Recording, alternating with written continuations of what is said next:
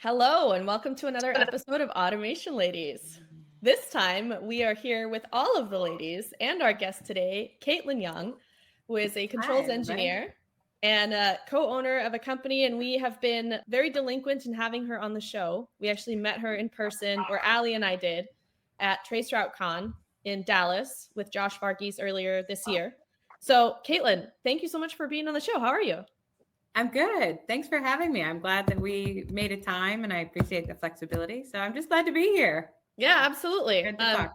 You don't have to speak in details, but I know that, the work is the work, and we come here to Mhm. chat about the work, which is why it's nice to be able to connect. And I Right, guess right. yesterday was one of those rough days where you can't It take the time out to was. do a podcast. It was. It started early and was like it all day. You just have those days where you got a line at your desk of people waiting for you to get something done, and that was that day. So Hey, I want to take a quick break from today's episode to mention our sponsor, Automate. It's coming up soon, and you have to be there. We're always there. It's going to be amazing. It's the biggest automation party of the year. You got robots, cobots, motion, vision tech, AI, you name it. All the cool stuff is going to be in one place for you to come see. Plus, lots of great companies and people to connect with, including us. So why don't you head over to automate.org, get your tickets, and we'll see you there. Okay. Yeah. Well, I'm really glad we were able to reschedule for today. It worked out for me. yeah, I got a rare day with no meetings, that's which I fantastic. felt hadn't happened in a really long time. Rare. Very rare. Wait, can you recall the last time you had a day with no meetings with anyone?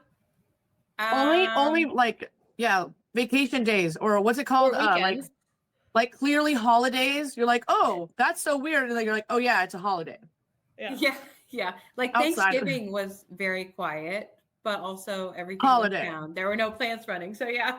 Yeah, exactly. Yeah. Exactly. Well, I guess we could just start with our standard question. Caitlyn, can you Sure. tell us, those that don't know you, who you are, and how the heck did you get to be an co-owner of a controls engineering company?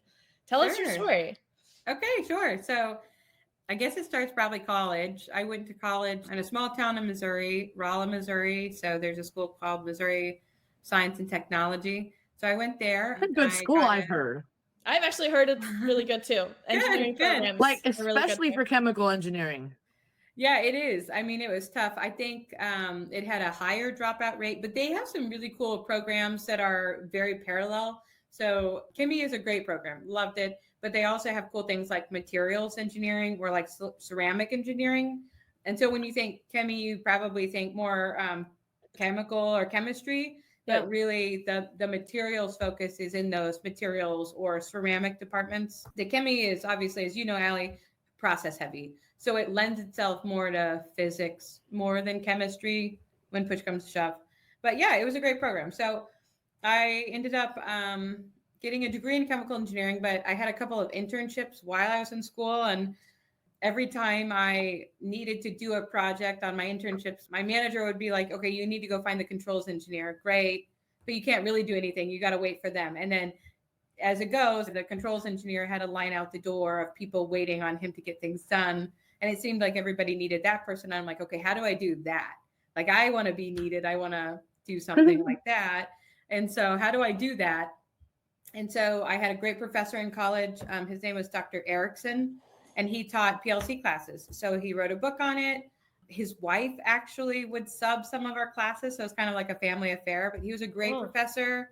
I took a bunch of his PLC classes and process control classes. And then I just had decided once I graduated, I wanted to go into process controls specifically. So I got a job with a big integrator out of college. I worked with them. It was a great company. The people were great.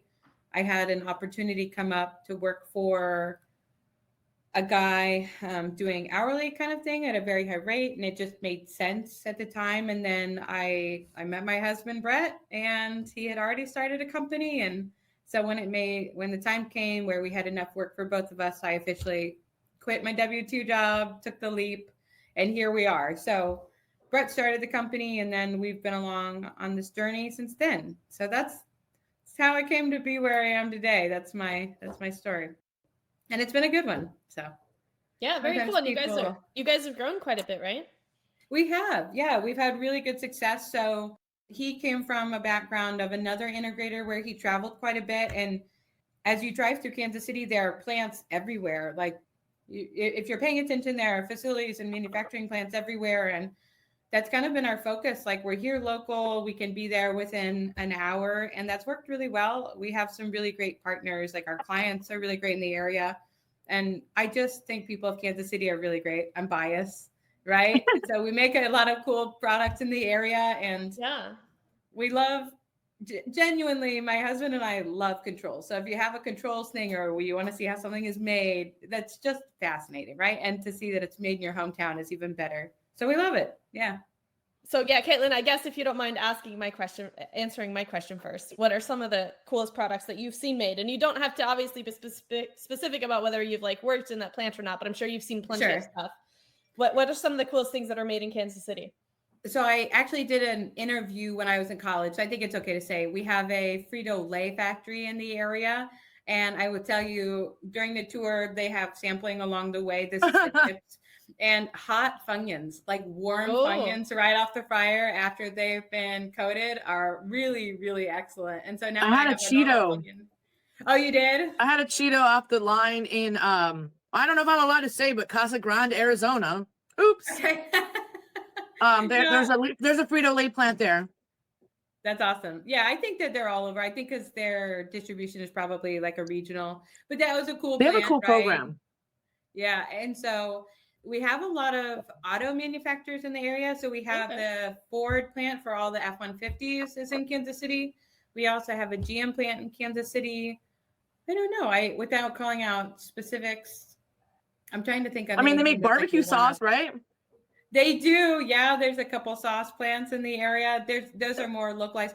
We have a lot of great breweries. We have Boulevard Brewing, if you're familiar with that. Yeah, beer's always I think coffee too. You guys make coffee. Folgers used to be, there's a couple smaller coffee facilities. Folgers used to be downtown. And so growing up, I associated coffee smell with driving downtown Kansas City because the Folgers plant was downtown. Yeah. It's since relocated, but yeah. Have you heard of Paris Brothers? I want to say they're in Kansas City. They are, yeah. Brett has talked to some of those guys. Nothing's come out of it, but yeah, it's great coffee. And then we drink it, so no complaints. Between the beer and the coffee, we're set, right? Like all locally sourced. Yeah, I mean, very nice. Generally, 101 for a controls engineer is like supply them with a lot of coffee in the morning and then go out to have a beer at night and then rinse and repeat. So we got that covered. It's like the reverse, like an inverse of Nikki's question, which was like, if there's an apocalypse, like what can you not make in Kansas City that you need to partner with another city to be like, well, like, do you guys make guns? Like, I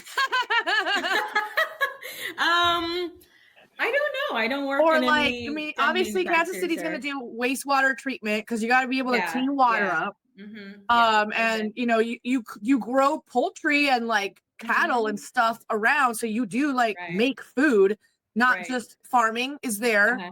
So you do have food, and you said cars even. So like, there's technology there. So it's like maybe microchips. You guys have microchips. Maybe that's where you need to like bring in from somewhere else, or like, I'm not aware of any. What would you be excited to see come in, or have you heard of anything coming in that you don't have? Sure.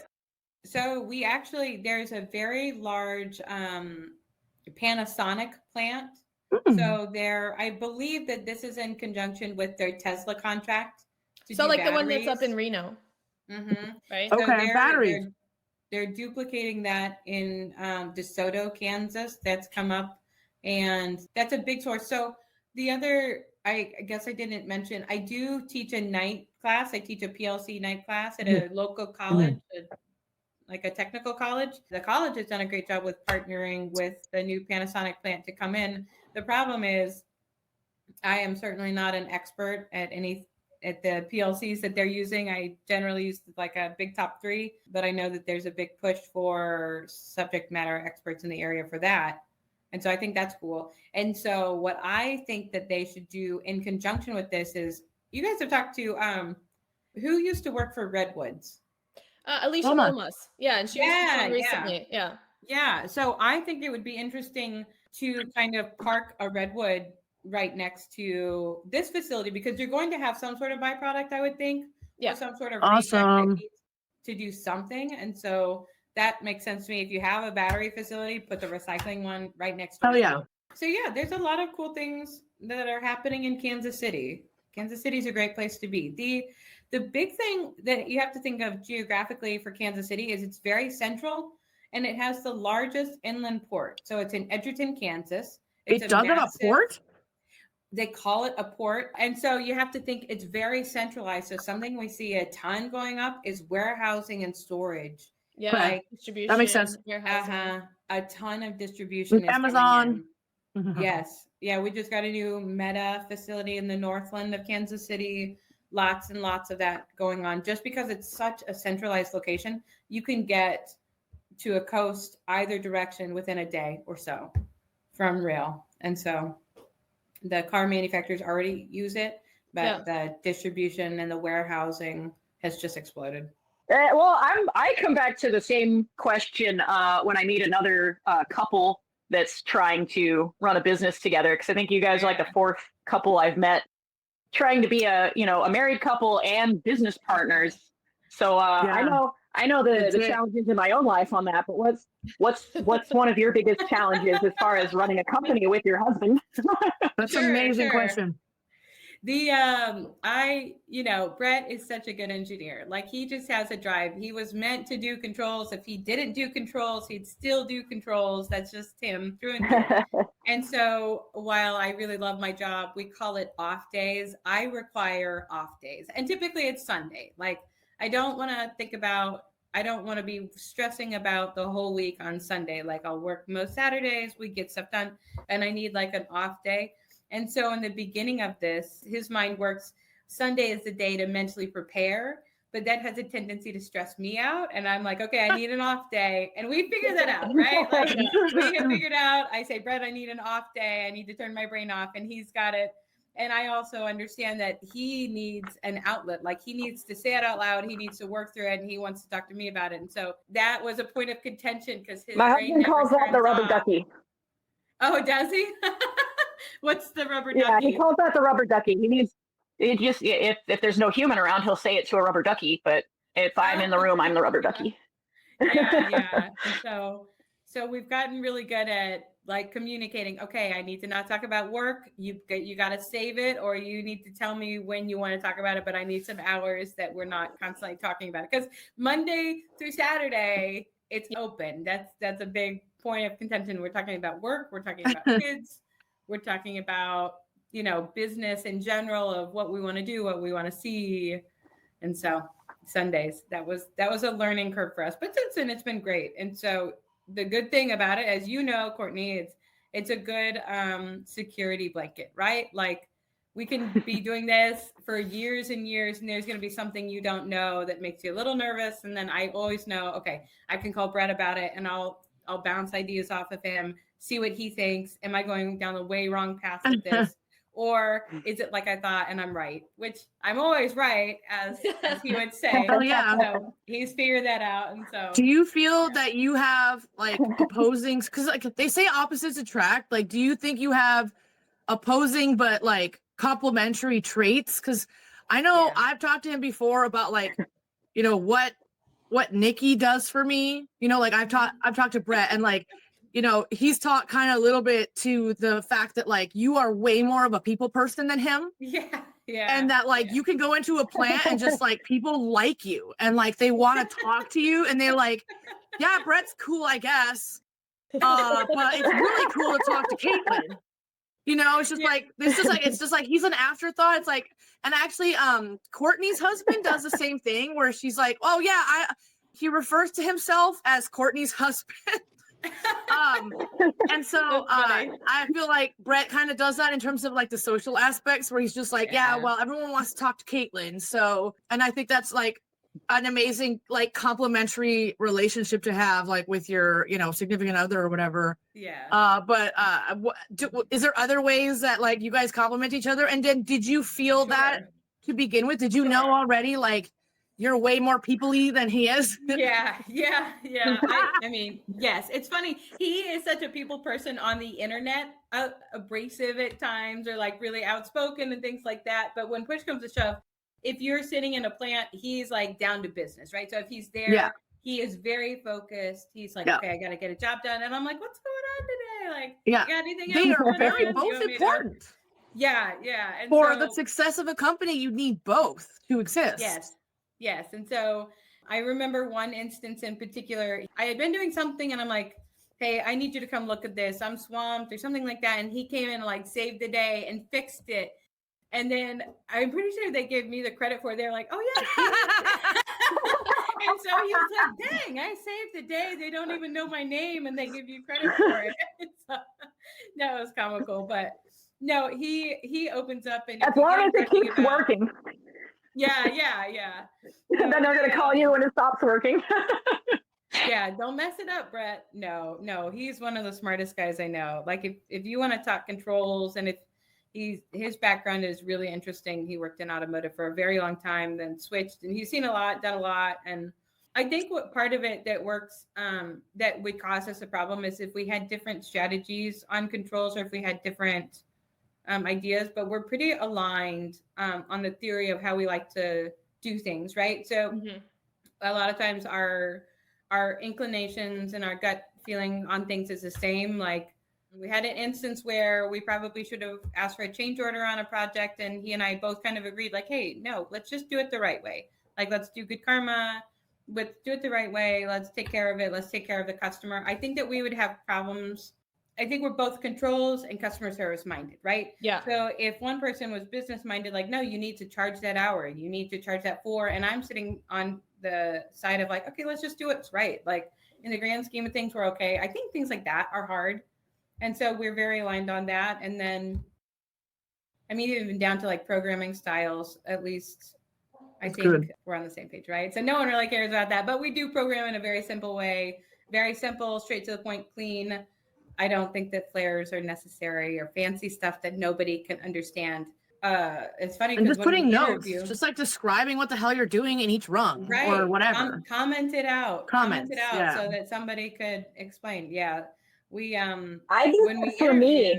I don't even care if anybody else can read my code afterwards. I need to be able to understand my own my own notes. I'm writing all my comments for me. Yeah. But I feel like we've all been, especially right out of college, like first of all, I didn't know anything out of college to begin with. Like I thought I did, of course. And then you get to the real world. And so a couple of the first programs I wrote out of college were super complex. And I thought that they were super clever and they were great, right? And then I put it in front of the client and they're like, I can't follow this. I don't know how to maintain this. And so it worked and it was super clever. And I think that what I've learned is, okay, yes, just because it does work doesn't mean that it's sustainable and that it's the best solution for the client. So if it's a little more work on the back end to make it straightforward and readable, they'll love you for that, or that'll be the best long-term solution, so that your technicians can read it, that they don't have to call you every time. Now, do I want them to call me every time? Absolutely. Right. But I don't want to back you into a corner that you have to. So, and you don't want them to call with the bitterness in the back of their mind that they had to call you and they shouldn't have had to. Right. I feel like that's such a huge deal. Like as an industry, could I lock down every program and call it proprietary and say, okay, well, I wrote it. It's my proprietary property and you have to call me. Yeah, I could do that. Would I get return business from it? No, hell no. Nobody wants that. And so. But you made a really good point about that, like some differences, strengths, and like weaknesses, it's good to have different. And then other things you like almost absolutely have to be aligned on for a partnership to work well. And I really connected with what you said about like that billing those hours, or just like I had a partnership where I owned some real estate with someone. And I found out a little too late that like we never agreed on things like what we would agree to do for the tenant versus charging them themselves. Yeah. And I always tend to think a little bit more like you long term. I want to have like good customer service, and I will more often than not absorb small things if I think that they're beneficial or like add to the long term. Whereas some people think very differently. They very much look at that like short term. Are you losing out on money, or are you overpaying, or should it be somebody else's responsibility? I just personally find like it adds too much friction to everything to think that way all the time. But I think even if you have a partner that you have that difference in thinking, like that'll be the main source of friction. Yeah. Probably one of the reasons why Allie and I work very well together. My husband and I probably won't be starting a business with him again anytime soon. Because we have and he's not the person I'm actually talking about this in this example at all.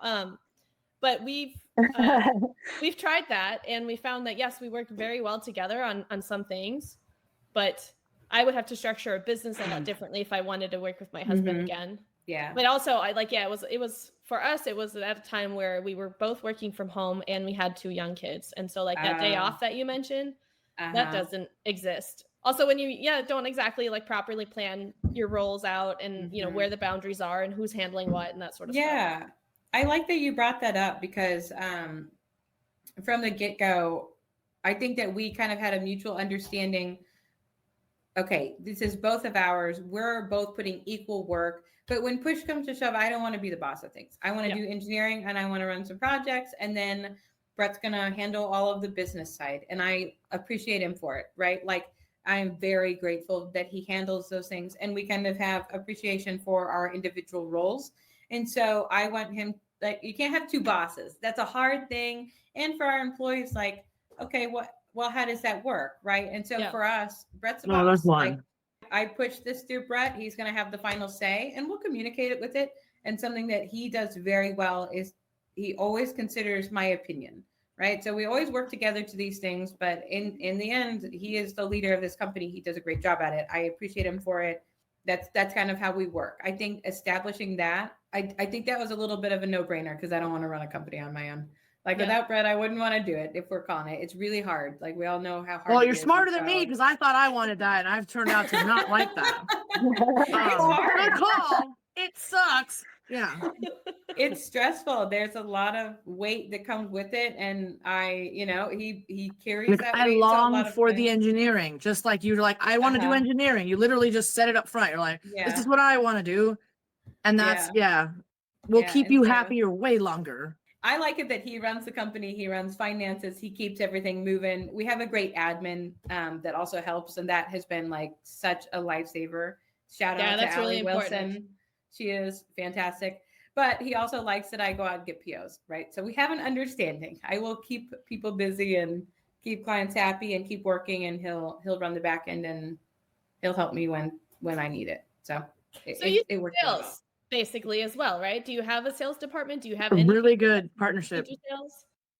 No, we don't. We talked about it before. I think that at some point we need it. Right now, it's people that we know or people, a lot of our businesses come from like service calls, right? So what we've kind of advertised is, hey, if you're in the Kansas City metro area and your normal integrator, like you can't get a hold of them, or it's like a Saturday night at 2 a.m. and the plant is down hard and like we're your last call us. Like, what's the worst that can happen? We'll come in, we'll take a look at it. And then that spins into something, or they just need some service. And we really pride ourselves on being very quick. We respond very quickly, and that we try to make things as easy as possible, right? And so that has worked out really well. Like, I think that people at the end of the day, while it is engineering, it is customer service, right? So you want to work with people, you want good clients as well, right? So you want a good partnership. So if we treat you really well, they treat us really well. It's worked out great. And it's growing. I think that that's a testament. We have a really great team of people that are learning. It's great to see them work well together. We get these big projects and it's fun to work with people, right? Like, it is great to work with people. So when you're with people that actually, you have enough in common, not like necessarily in a personal level, but just to be able to like work with them, and it's a pleasure to spend some time with them, and then they're also as motivated as you are, or at least up to some degree as motivated. You'll never be as motivated as the business owner, but never as much as Brett. No, but it's harder. It's a lot more enjoyable to work with people that are also motivated towards whatever mission that you have. Right. So I've really been enjoying working with the PCE team lately. Similarly, like everybody's just really stoked about what's going on and what we're doing and the growth. Do you guys hire from your local college where you teach and stuff, or how do you guys get your talent? The people that we've hired have been people that we've known, and then referrals. I will say interviewing is really tough. Like I struggle to interview because I think that It's too hard to know someone in an hour or less. Right. And they're telling you everything you want to hear, and that's all they're gonna tell you. Right, exactly. You know, and they need the job or the moneyness, maybe. And actually, maybe it's a good sign when they're like not so care, but then at the same time, it's like, is that nonchalantness and rude? And like now you're gonna take it personally. Right. It's like this just a really fine balance of like, are you cocky or are you like overconfident or are you like totally underqualified and just lying to me? I think you've run into this. You get to the position where, they need the skills and the ability to learn how to do something. And we hope that they have some experience, but the personal side of it plays just as much of a factor. Like you have to be able to get along and have the same vision and then do what's right for the customer. Ambition. And in the right way. Right. And so I think that comes with its struggles. And also this is all new for us, right? Like interviewing and trying to build a team is a new thing for us. And we certainly have not done it perfectly. Like there's certainly things Me neither. Back. Right. We've looked back and we're like, okay, well, that was on us. Like we didn't clearly say, like we meant absolutely we want you to do XYZ, but we didn't directly ask you to. We assumed way too much. And so, I think I've overwhelmed a lot of people by not having the expectations like really clearly up front. I think I try to say this is crazy, but like I don't really explain how crazy. And I think that is important because some people are into crazy, but like there's a limit and they're like, oh, I didn't know you were that. And they're like, never mind. So that's kind of what's going on with me is people are like, I was into this, but I didn't know you were like this bad. And like, I don't want to. So that's kind of what's happening. My faces are like really comical. I have like a really animated face. I think it's just like genetic. I'm Mexican and white, so I have like the most I like to take pictures. Like I could just take many pictures of myself and then just take like the worst ones and make them into memes because I like to make the weirdest faces. But I can also find everyone else makes pretty weird faces. But then you wear a hat and it's great. And then I love wearing. I have now 5 Stetsons. It's totally out of control. Whoa! What's the first one you got? When did you get the first one? My first one was a Seneca sand color, and then I got, I think, the black one, and then the gray one, and then the white one, and then the dark brown one. Was that Caleb? Did Caleb Travis turn you on to those? Yeah, he definitely helped. Yeah, bad influence or good influence, depending on how you look at it. No, I'm not paying as much as him yet.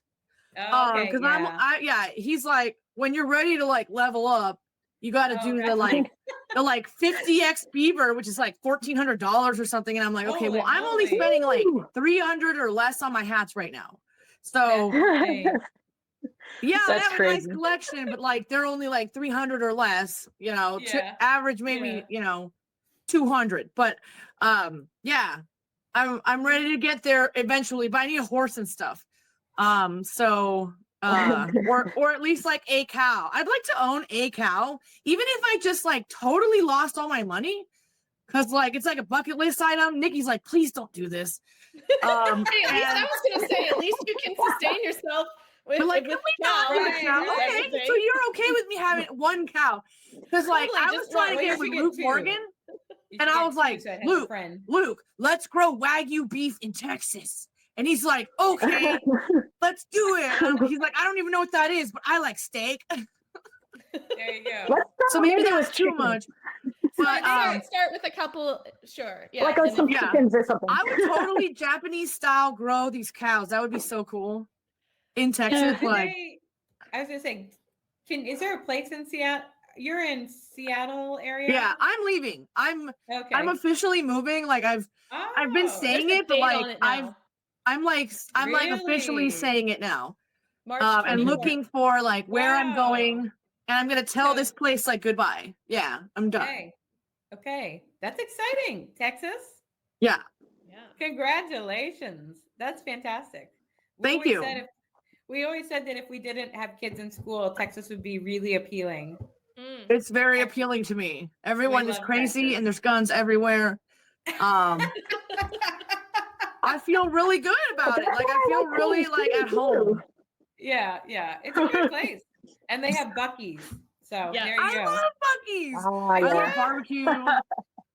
I was just talking to my husband about Buc-ee's yesterday because when I was in college, there was a small Buc-ee's, if you can imagine, Okay. very small Buc-ee's. No, I can't imagine a small Buc-ee's. That's No, No, can't they imagine. were like normal size. Yeah, they were normal sized gas stations and they just had the best snacks and like the cleanest restrooms. But then now it's like this mega giant thing. But like the reason I brought it up is like now a lot of other gas stations are trying to kind of duplicate some of that.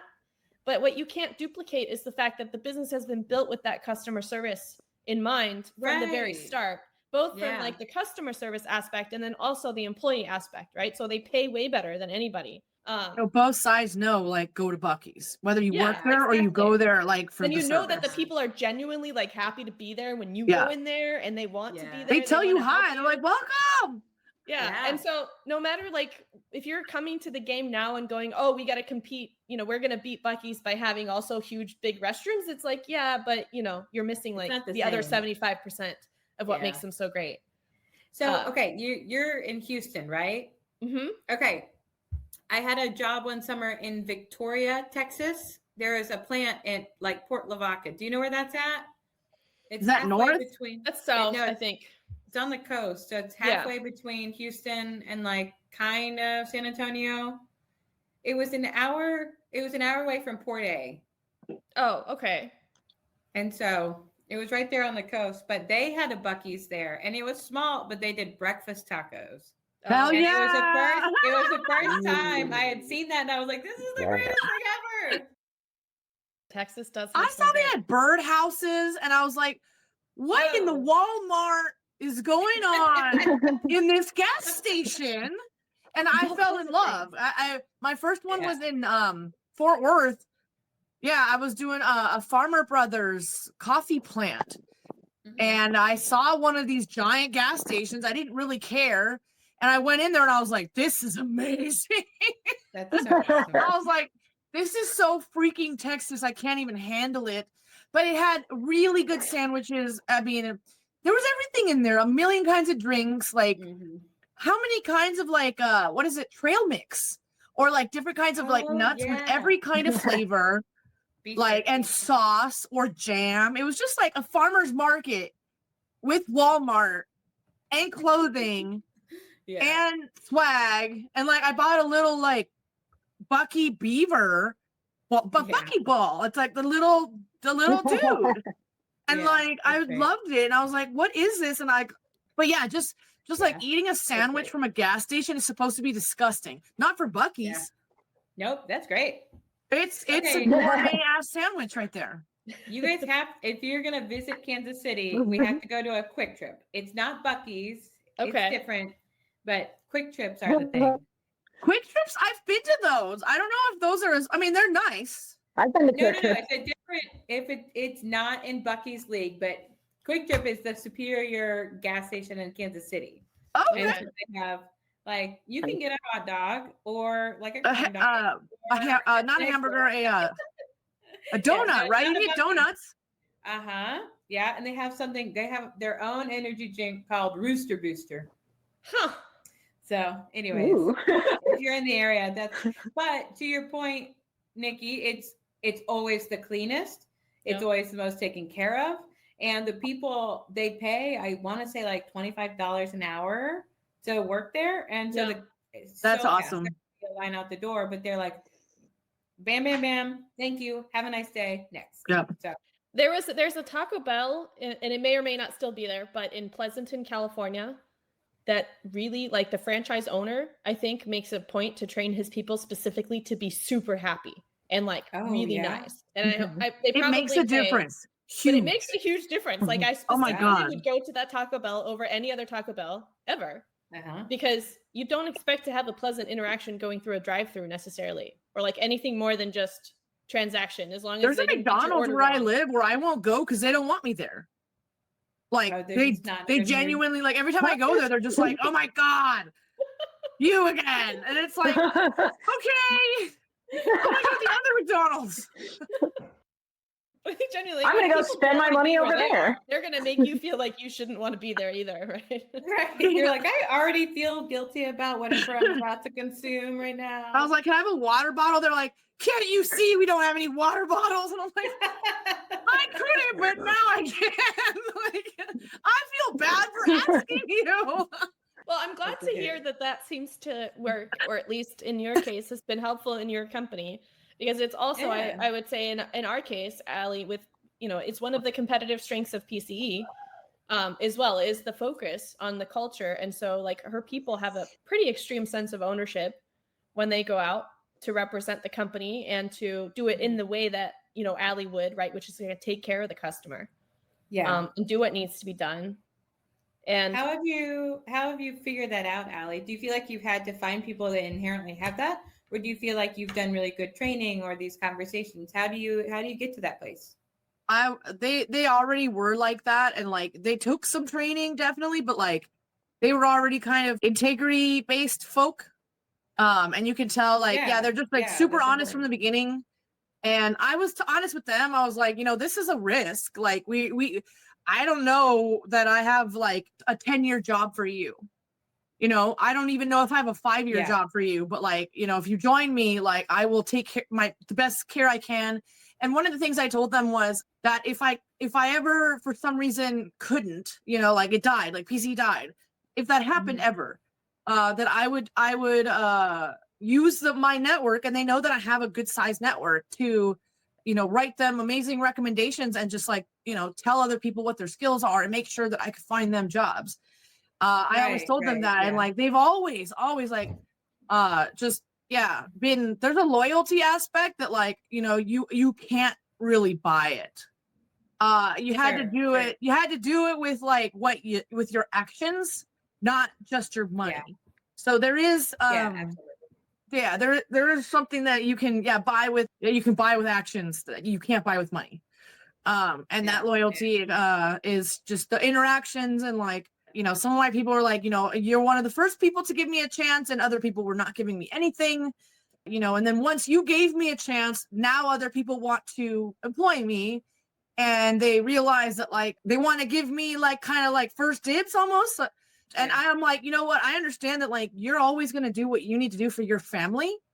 And even with that understanding, because like, and I think that even helps more, because I'm like, I don't expect you to come do something for less money or less opportunity for your family.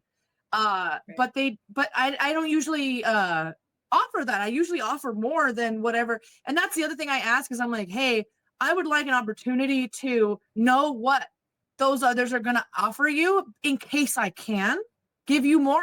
But if I can't give you more, I'm just gonna I'm gonna let you go. I'm gonna let you do your thing.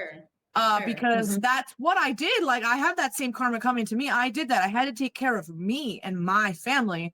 And so a lot of these people, like they're still stuck on me, even if I tell them that they can do whatever they need to do. So I'm in a good spot, I feel, where we have good conversations and communication with our customers, but just as importantly, like the people that want to work for me, like believe in me, and they say that, and they're like, no, I trust you, and I think that you would take care of us. / I think that you would not just go do stupid things, and I don't think you're crazy, which I think is really nice, because I've met so many people that work for crazy people, and they say that they're like, oh yeah, our CEO's nuts. And like, I feel like people don't say that about me. I feel like really good about that. Like, because maybe they're like, no, she's like solid. Like she's like us, versus like, I know I've heard it all. Like, oh my God, our CEO's freaking crazy. And like, I don't want to be that guy, but at the same time, I also understand that like not everyone's going to love me. And I get rejected often in terms of like people being like, well, I don't really want to be here because this is really weird or unstable. That's what to say. I think we've gotten now to a team where through some attrition, you're left with, or not left with, that sounds kind of negative, but now you like have a real core team. We filtered out, that has decided that this is your jam. The people that can't really, and it's nothing wrong about them. It's just, it's a different way of working. It's a different way of life. And like at least I feel like my team is highly neurodivergent, and like that's the only way forward is like understanding other people that are like, Sure. I don't know how to say it, but like I am the worst. In terms of like, I feel sometimes that I can't keep the focus in a way that is helpful for the people that I'm talking to. And that hurts them because they believe in me and all those things, but they need direction. And me doing this isn't direction, and it hurts them. So like sometimes I feel like I'm paying people to listen to me and be confused. So that's one thing I'm like focusing on, is like having people in the meetings with me that are like, that's not on the agenda, so we should stop talking about that and come back to the things. Because otherwise I'll take the first two things maybe on the agenda and maybe touch them, and then I'll go on a crazy rant some other direction that has nothing to do with it, and that doesn't solve, we don't talk about what we needed to talk about. Sure. So Well, great. Now let's move it back to our guest, Caitlyn. Thank you for the wonderful rant, Allie. Love it. Love it. But to that point, I mean, something we talk about a lot is building a team that everybody has the same vision, right? And so the same vision and the same belief, like it's just realistic. A small startup company, you're never going to pay the most. You're not going to offer the most stability. You're not going to offer that ideal, cushy work from home, log in a couple hours, and that's it, right? But what we do have is we have a great vision, and I think it's exciting to be a part of something that's growing, right? Like you see it growing. We're doing our annual business review today. And so we're having these discussions like, look, we were excited back here when we were doing this business with these people, and this was it. And now look how far we've come. And so now that we've seen this, we've seen these years, this is what we're looking towards the future, right? And so to see everybody's growth, to see the company's growth, and then to do the visioning, I feel like that's such an important part. And you didn't say it directly, Allie, but I feel like your people believe in that vision, right? So they believe these are our capabilities. We feel good about this when we go home at night. Like we accomplished something, it's exciting, and this is where we're going. And so I think that's important. I think if not, you can always find some place that works more or pays more, works less, right? Like there's always options out there. And so, but the vision is exciting, right? That's what I think, at least. Caitlyn, do you feel that you're building something that your kids will want to take over? Actually, I love that you asked that. No, I think actually pretty. You don't think so? That's very fair. No, adamantly. Like I would be so offended. I would be so offended if I was working someplace for 30 years. I dedicated my life to the growth of a company only for someone to bring in their kid that had been doing it 5 years and is now the boss, right? And so do I want them to do automation? Absolutely. Do I want them to get into engineering? Absolutely. Do I want to work for the company and to want to work for our company? Absolutely. But do they need to earn it? Yes. Will they be given the boss, right? Like if they want to start out of college and they want to work really hard and be promoted by their peers, that's the biggest testament. Yes, of course I want that. Of course I want that for them. But no, I don't want kids to take over. Who do I want to take over? I want the people that are growing the team right now, that are grinding in and out day after day. You don't see the initial return on a paycheck. You don't even see the initial return as a fat bonus at the end of the year. You see it years and years of growth, and you look back and you say, okay, I grew that. It's mine.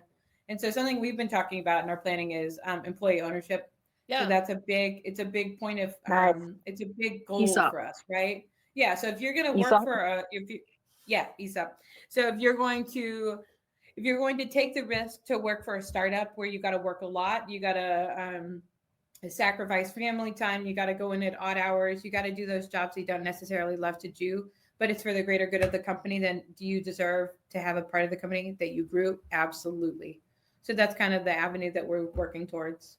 And I'm excited about it. Like Brett and I never started this to become millionaires and like right off into the sunset. No, we started this because we wanted to do controls our way and have some say, over what kind of jobs we're doing, where we're doing it, how we do business, right? Like, I mean, Brett is so funny about things like the ability to look at a job, to quote it the same day and have the proposal out without having 15 signatures and it goes through procurement and get corporated, as they would say, right? Because then now our clients can rely on us for a quick turnaround no red tape, and still do a really great job.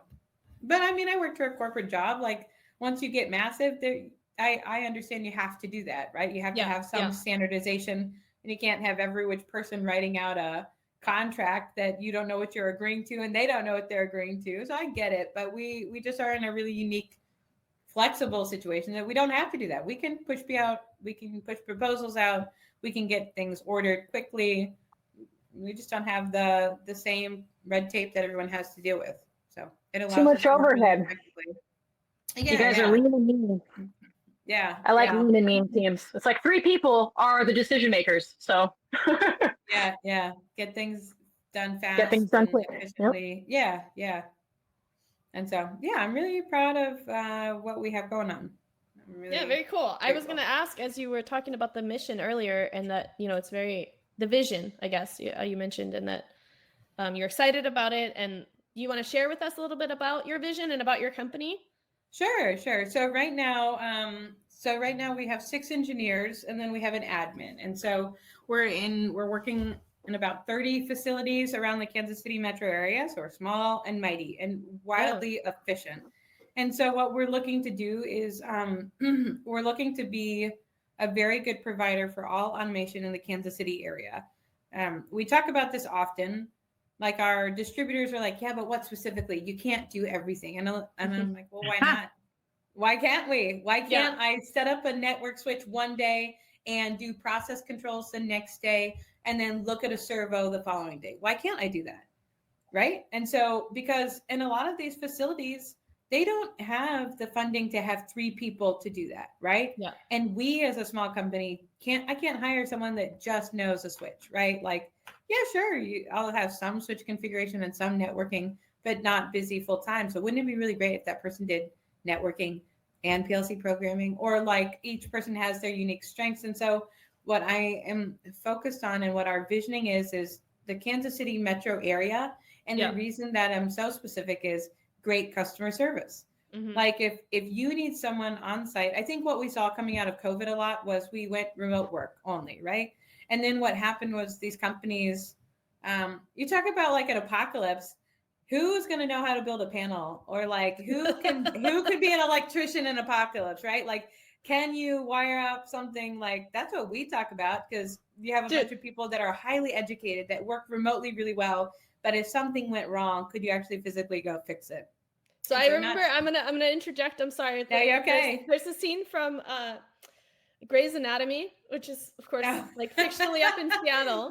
But they have some catastrophe, like something happens at the hospital and everybody's the HVAC goes out, and 2 of the doctors went up to the roof to try to open the panel for the HVAC system. And like they open it up and it's like all these VFDs and all these things, and they have like no idea what to do. Yeah.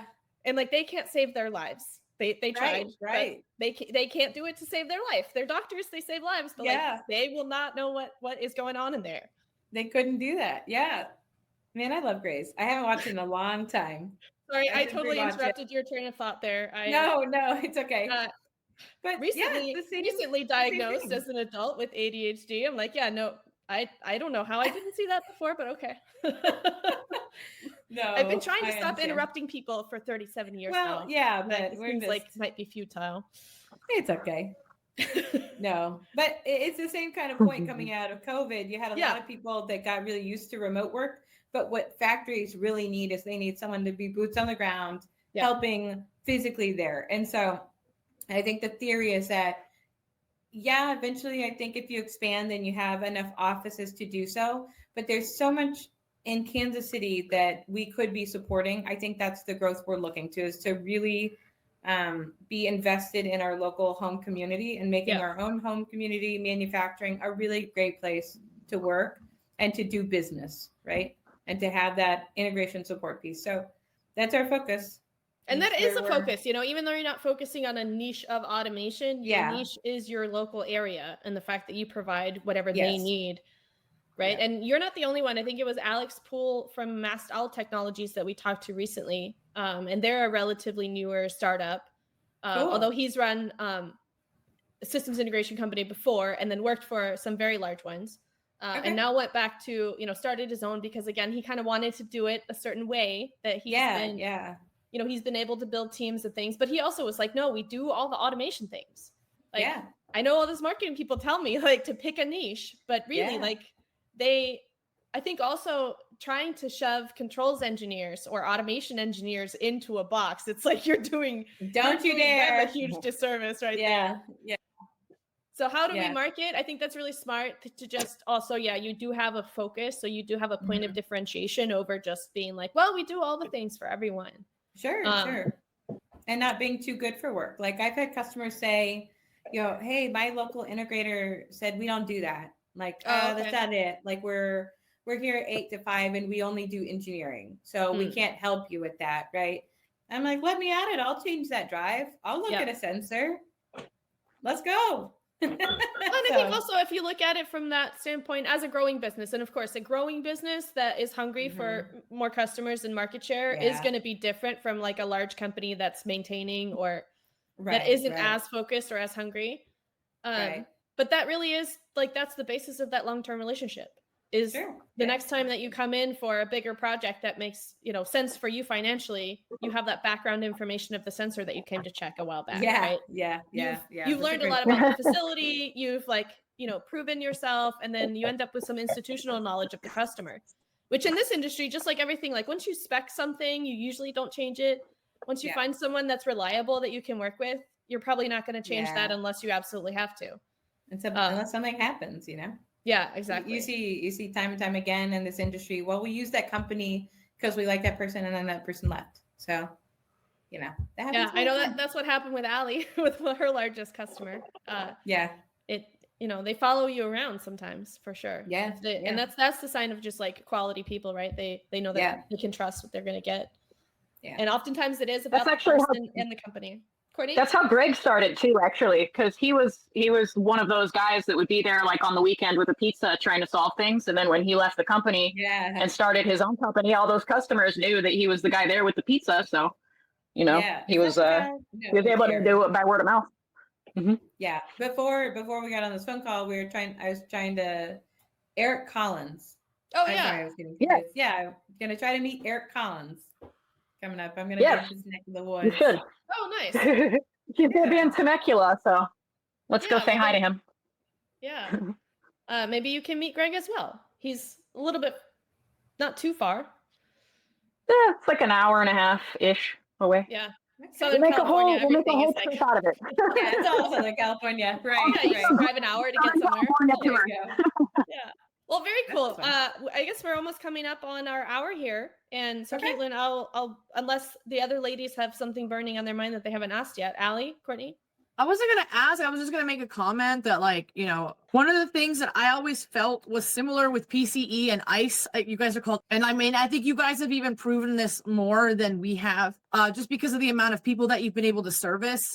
Is that like Brett kind of always said that differentiator between you guys and other integrators in your area, and like I feel like that's what I was trying to go for, is you're gonna be there. You're going to be there at 2 a.m, at 5 a.m, on Sunday, on Monday, on Tuesday. You don't give a shit. And that's something that like Brett like is adamant about proving to everyone, and the customer is like, you're going to be there. And that's like part of how you choose your people, is like, they're going to be there. And if they're not that kind of person, they don't need to be with you. Because that's who's going to be there. Is just like, you got customer service is number one. He's not joking. It's not an afterthought. Like, it's not even like, not a slogan like, to put on a business. I have met and worked with, unfortunately, a lot of people that say that. And then when it really comes down to brass tacks, they don't. Then it's about them. And I think he's obsessed with proving that he really will be there, and his people will really be there. Yeah. In the ass crack of dawn. Like when no one else is like, hell no, during Christmas, Thanksgiving, whatever, when your people aren't going to be there and you had to pay them extra time, like you're just these people will just show up and be there for you. So, yeah. Okay. Well, thank you for that, Allie. Thanks, Allie. I appreciate that. I'll let him know you said that. I love how, I guess, this industry is small and big at the same time. But I've very much found that I'm drawn to continuing relationships, I guess, with people that have these sorts of things in mind. And so I think those circles become smaller as you get to know more and more of those people that have that in common. Eric Collins, from my limited interaction with him, is definitely one of those people as well. Legit. So I'm sure you'll enjoy that, Caitlyn. I can't wait. Yeah, so our last standard question is, and I will now tell you to plug your company name and your website for those that don't know. And if they are in Kansas City, Sure. how do they get a hold of you if they either want to work with you or, you know, any of those sorts of things? And then if there's anything that we should be looking forward to follow that you have coming up, and then how can people get a hold of you or follow you? The answer is usually LinkedIn, but in case you have anything else you want to say, this would be the time. Sure.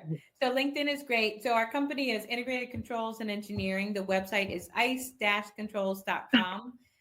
You should also, my husband is a very smart guy. He actually has a couple of patents. Ultra automation. Yeah. So ultra automation is panel devices such as temperature, conductivity, and humidity, I think are the ones I have to double check. But anyways, those are patented devices he came up with, because he was like, hey, this is what I need. It doesn't exist. So if you run into the same thing, you need those ultra automation. And find us on LinkedIn, I suppose. I'm not super active, but he is. He's the online social butterfly. Okay. I'm the in-person social butterfly. How far will you guys go away from Kansas City? What's the you're like, maybe I'll what, you know, are there other cities you also service? I wouldn't say no. I will say, just because our customers in Kansas City have treated us really well, that's a mutual thing. So if we have the opportunity and it makes sense, then we'll go wherever. But it won't be at the expense of somebody that's really treated us well in the area. Good. Okay. So that's a good way to put it. That's a good answer. Yeah. You'll only leave if you can definitely keep the service up where you have it. That's beautiful. Yeah. No, that's fantastic. So anytime somebody has something, and I will say this, some people have bucket lists to see stadiums or go to games or sports. You know, I don't know what is sports. We probably are on the lines of we would see manufacturing plants. So if anybody wants to give us a manufacturing plant tour, we will travel for that, right? Okay. Oh, yeah. And Caitlyn, I'm going to make an offer on the show that I do occasionally. Which is, if you would ever like to represent Automation Ladies in a factory tour that you get to go on, we would love to share. And normally you can't share any of the content or you can't even create, or, you know, but if there are places, some of them have public or semi-public factory tours. If you ever end up in that situation and you want to share some of that content with our community, they would love to see it. So we'd love to have you kind of field correspond for us. Sure. So to speak. I've always had this idea in addition. So we started this podcast as a podcast, but it's kind of morphed into some other things as well. So my inspiration initially was this podcast called Office Community, Ladies, which is Pam and Angela from The Office. And they have a podcast where they talk about The Office. But the other one was kind of like a daily show type thing. Obviously, we can't do daily and we're not about politics, but I just really like that it's it discusses a certain subject matter, but with humor. And then also there's a lot of different people. They each have their own little role to play. And some of them come in for a little while and then they move on and get their own shows, or some of them stay and become the hosts. There's a lot of humor in what we do, I think. And Allie. Just not in what we do, but in our human interactions are insanely comical most of the time. Yes. And I could say that as controls engineers, it's a special kind of person. Right. Even electricians are hilarious. Yeah. Man, it's just a good time out there.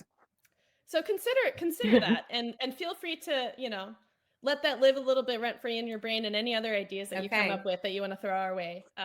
We're game to say yes to way too many things, as usual. I will put it on the universe. I want to see what comes of Boulevard. I want to do one at Boulevard Brewing. So if anybody from the Kansas City metro area has a contact, please wants to talk brewing. Thank you. Let's put that out there. Be a good one. We'll make it happen. A great representation of Kansas City manufacturing. How does marketing hurt you? Right. That's what And we like beer. We like beer. Well, hopefully we will be sharing one in person again sometime in the near future. We really appreciate you coming on, the flexibility. Yeah, thanks for having me. We had a great time, and yeah, maybe we'll have Brett on sometime next season. Get the other side of the story. No, he asked to be on here today. He was like, "Can I join you?" And I'm like, "Brett, you get to do your own." Okay, yeah. I was about to say we totally would have said yes, but good call. Yeah. We'll let him have his turn to shine. Well, somebody's got to run the annual business review. Yeah, right. We'll let them do that. Yeah. That's funny. All right, back to it, everybody. I guess I don't know if you're driving or thanks everyone. This weekend, but we're gonna get back to work, and then shortly we will be going live with Ryan Treese. So it's a busy automation ladies Thursday for us here in December. This will probably air in 2025, I think, because we're a little bit booked out. But yeah, thank you again so much, Caitlyn. We look forward to seeing you around more. And I'm gonna go ahead and hit end now. Thanks.